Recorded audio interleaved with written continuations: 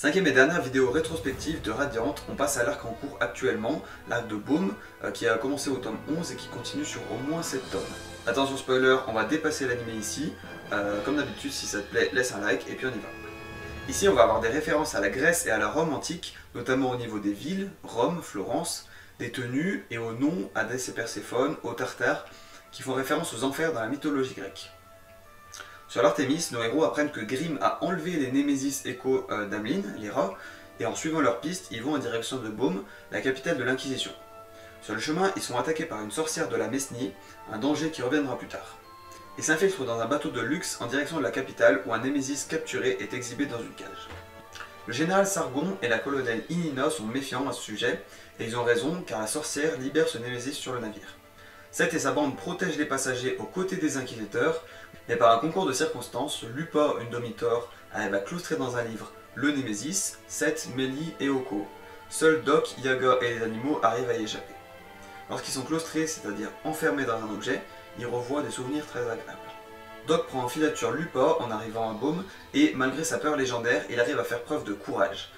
Grâce aux ailes de Dracoon qui dépassent du chaudron magique, il réussit à la fois à s'échapper, et à reprendre le livre qui contient ses amis des mains de Lupa. Mais il s'est fait asperger de limaille d'argent qui annule le Fantasia, et le contenu du livre s'est mis à tomber sur la ville, nos héros, et surtout le Némésis.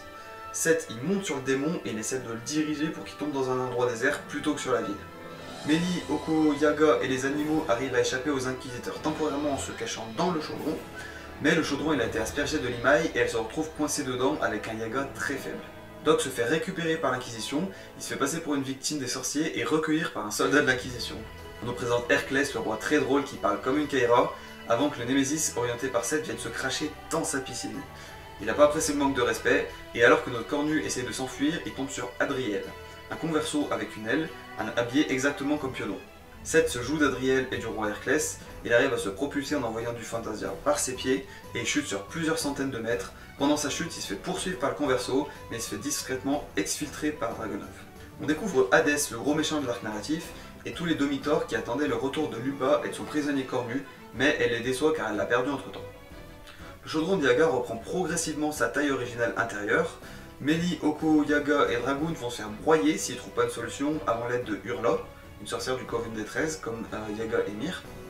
Oko, elle force Mélie à les claustrer dans un parchemin malgré son refus absolu, et c'est la seule solution si elle ne veut pas mourir écrasée.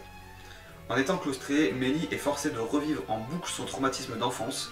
Elle a suivi sa sœur Vénélope sans autorisation dans une expédition dangereuse. Mélie l'a claustrée par accident, puis elle a tué Vénélope d'une chute mortelle en la déclaustrant.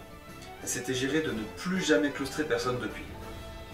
On voit qu'avant cet événement, Mélie elle avait une personnalité gentille et une personnalité soumise, voire folle, qui souriait quand on la maltraitait, mais on n'avait pas vu sa personnalité agressive.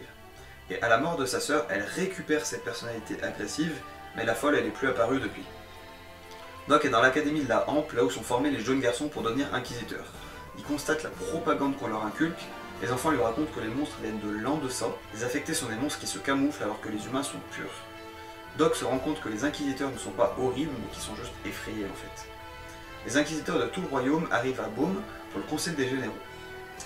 Dragunov fait un topo à Seth dans son appartement, il lui explique les conversions. C'est les infectés de l'Inquisition qui sont tolérés pour leur exploit d'avoir stoppé à 4 une rébellion de prisonniers.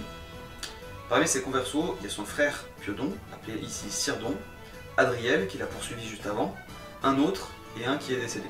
Dragunov défend Seth de partir chercher ses amis pendant qu'il va au renseignement, mais Seth il en fait qu'à sa tête et il part quand même chercher ses amis. Il se fait attaquer par Lupa qui l'a retrouvé et un autre Domitor. Seth affronte Lupa et Kamagoe dans le brouillard, il utilise conjointement son bois et son côté sombre. Il aurait aimé discuter avec eux plutôt que de se taper. Lupa elle l'accuse d'avoir tué Amelin, Seth nie totalement mais elle refuse de le croire. Les Némésis font une attaque mais Seth il l'absorbe, donc les Némésis le voient comme un allié. Ça signifie que Seth a enlevé leur arme au Domitor. Seth et les Némésis se font stopper par les conversos Adriel et Emmet, celui qu'on ne connaissait pas. Kamagoe il laisse Lupa derrière, c'est Seth qui la sauve. Elle lui dit de détruire les inquisiteurs avec la force qu'il a absorbée, mais lui il refuse d'être un tueur. En allant aux nouvelles au QG, Dragunov remarque les Némésis en cage et Ulmina la forme qui vont être exposées pour la cérémonie avant le concile des généraux. Elle le menace par rapport à son aide qu'il a apportée aux sorciers à Sifondir, et elle lui demande d'amadouer Hérclès, lui qui ressemble si peu à un inquisiteur qui semble le renier. C'est ce qu'il fait. Hérclès dit à Dragunov que pour l'Inquisition, ceux qui ne rentrent pas dans le moule sont considérés comme des ennemis, ce qu'il subira un peu plus tard. Lupa, bien que méfiante envers Seth, accepte de l'aider à récupérer la némésis d'Amine, à condition qu'il l'aide à récupérer son propre némésis Squall. Mélie en veut énormément à Oko depuis l'incident du chaudron. Les deux héroïnes, avec la bande des gouttes, arrivent au défilé pour la cérémonie d'Ulmina et l'exposition des némésis. Les hauts gradés sont sur des gondoles et paradent devant le peuple, les némésis et certains sorciers sont en cage, et Dragunov est aux côtés du roi Hérclès. C'est ce moment qui est choisi pour les Domitors pour frapper fort. Les Domitors coincent les inquisiteurs sous un pont en détruisant les colonnes. Ils sont menacés par le Némésis de Camagüey et ils ne peuvent pas exploiter leur miracle sans risquer d'être dangereux pour la population. Ils sont pris au piège. Le but d'Hadès, c'est de faire perdre la confiance du peuple en son roi et sa police. Il veut la mort d'Hérclès et du maréchal Bellarmin. Dragunov sauve ses deux hauts placés de deux Domitors. Mélie sur le pont, elle l'enrage de rien pouvoir faire, aux côtés d'Oko. Ses cris sont de plus en plus intensives et elle alterne de personnalité beaucoup plus rapidement, ce qui inquiète son ami. Seth récupère Diabal qui faisait partie des soldats capturés et exhibés dont la cage a été ouverte par les Domitors.